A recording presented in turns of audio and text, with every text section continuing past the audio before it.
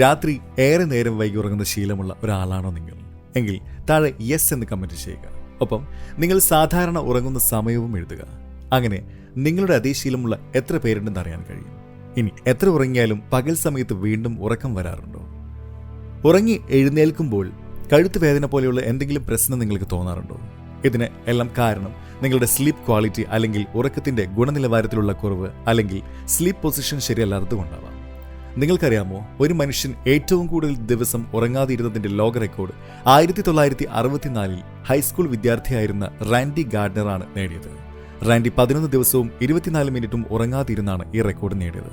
പക്ഷേ ഇങ്ങനെ ഉറക്കമില്ലാതിരുന്ന ദിവസങ്ങളിൽ മൂഡ് ചേഞ്ചസ്, ഓർമ്മപ്പിശക് എന്നുവേണ്ട കാണുന്ന വസ്തുക്കളെ തിരിച്ചറിഞ്ഞ് അവയുടെ പേര് പെട്ടെന്ന് ഓർത്തെടുക്കാൻ പറ്റാത്ത അവസ്ഥ വരെ റാൻഡി അനുഭവിച്ചു.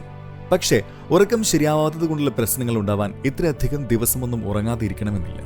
ന്യൂറോ സയന്റിസ്റ്റ് മാത്യു വോക്കർ അദ്ദേഹത്തിന്റെ വൈ വി സ്ലീപ്പ് എന്ന ബുക്കിൽ ഇതിനെപ്പറ്റി വിശദമായി പറയുന്നുണ്ട്.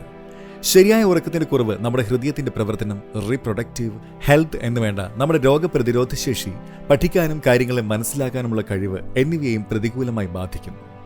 ഉറക്കമില്ലായ്മ നമ്മളെ സാമൂഹികമായും ബാധിച്ചേക്കാം.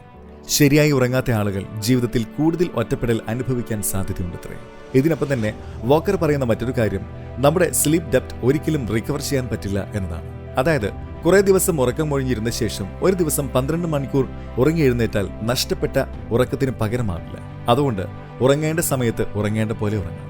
അവിടെയും ഉറക്കത്തിന്റെ ദൈർഘ്യം അല്ല, അതിന്റെ ക്വാളിറ്റിയാണ് പ്രധാനം. സ്ലീപ്പ് ക്വാളിറ്റി മെച്ചപ്പെടുത്താൻ സഹായിക്കുന്ന ഒരുപാട് കാര്യങ്ങളുണ്ട്. അതിലൊന്നാണ് സ്ലീപ്പ് പൊസിഷൻ. അതായത് നമ്മൾ എങ്ങനെ കിടന്നാണ് ഉറങ്ങുന്നത് എന്ന്. പിന്നെ നമുക്ക് ശരിക്കും ഉറങ്ങാനായി ഒരു തലയണ ആവശ്യമുണ്ടോ?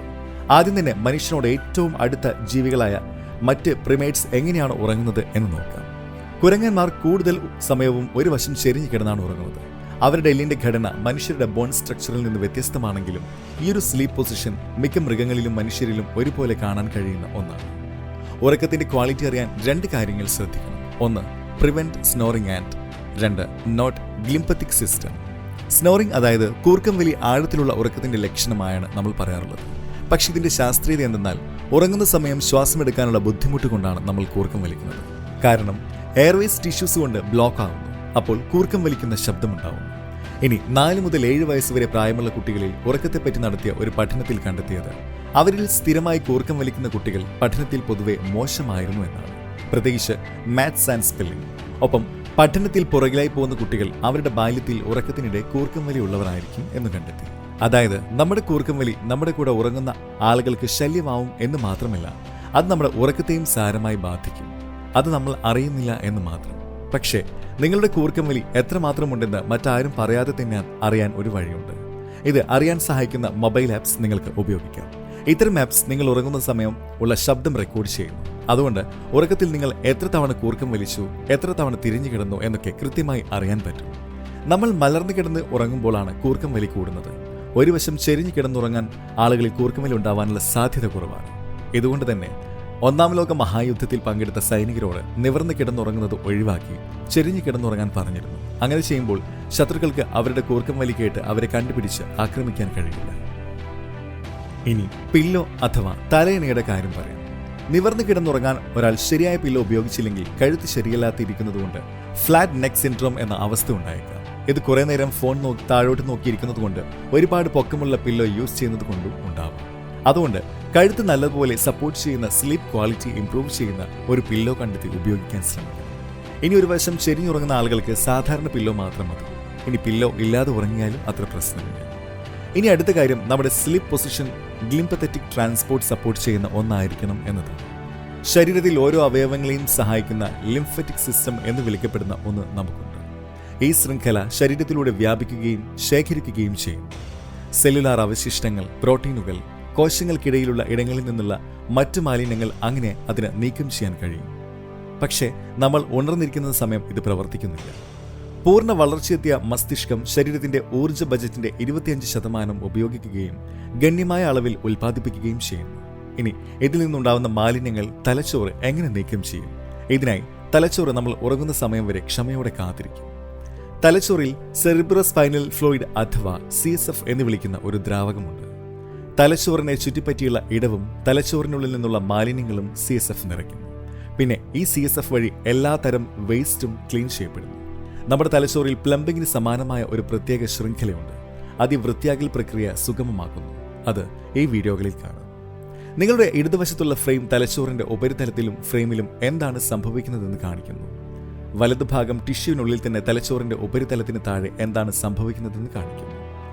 രക്തക്കുഴലുകൾ ചുവപ്പ് നിറത്തിലും തലച്ചോറിന് ചുറ്റുമുള്ള സെറിബ്രോസ്പൈനൽ ദ്രാവകം പച്ചയിലും അടയാളപ്പെടുത്തിയിരിക്കുന്നു. ഇത് തലച്ചോറിലേക്ക് ഒഴുകുമ്പോൾ തലച്ചോറിന്റെ കോശങ്ങൾക്കിടയിലുള്ള മാലിന്യങ്ങൾ വൃത്തിയാക്കാൻ സഹായിക്കുന്നു. രസകരമായ കാര്യം, നിങ്ങൾ ഉറങ്ങുമ്പോൾ ഇതെല്ലാം സംഭവിക്കുന്നു എന്നതാണ്. ഇടതുവശത്തുള്ള വീഡിയോ ഒരു എലിയുടെ തലച്ചോറിലൂടെ എത്രത്തോളം സെറിബ്രോസ്പൈനൽ ദ്രാവകം നീങ്ങുന്നുവെന്ന് കാണിക്കുന്നു. അത് ഉണർന്നിരിക്കുന്ന സമയം ഒട്ടും തന്നെ CSF ഇല്ല. എന്നാൽ മൃഗം ഉറങ്ങാൻ പോകുമ്പോൾ അകത്തുള്ള വേസ്റ്റ് മാറ്റി തലച്ചോറ് കഴുകി വൃത്തിയാക്കാൻ CSF തലച്ചോറിലേക്ക് കുതിക്കുന്നു.